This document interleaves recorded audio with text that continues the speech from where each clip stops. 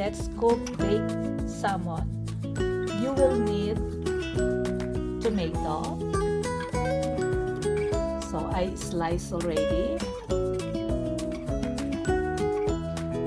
Onion, mayonnaise, salt, and black pepper. So we will mix this all together, including with salt. So I already sliced.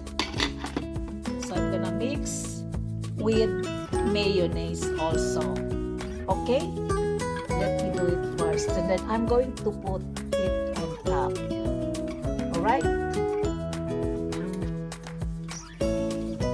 Okay, so we'll put a little bit salt on top and mix this together.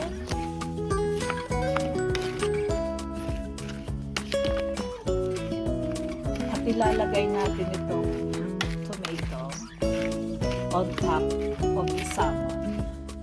So here's the salmon. 2 pieces.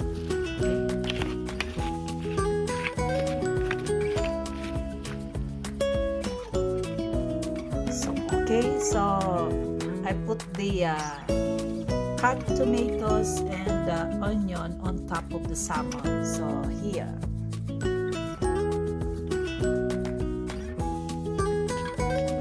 Okay guys, so nilagay ko na yung mayonnaise. It depends on how much you want to put. Okay? How many? How much? Okay? So flatten the mayonnaise on top of the tomato. So we're going to bake this for 350 degrees for 25 minutes. Alright?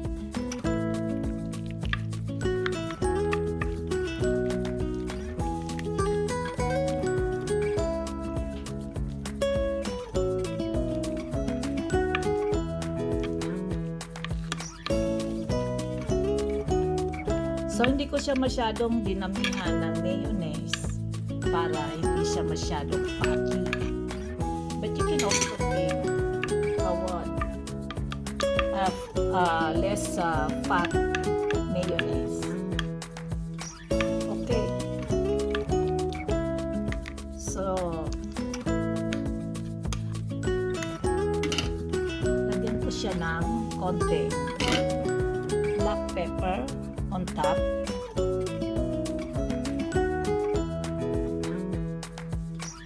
Yan. And a little bit salt.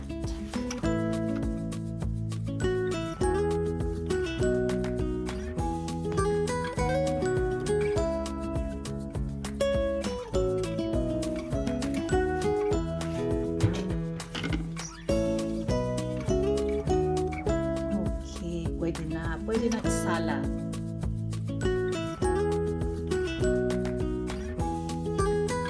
Finished product, baked salmon.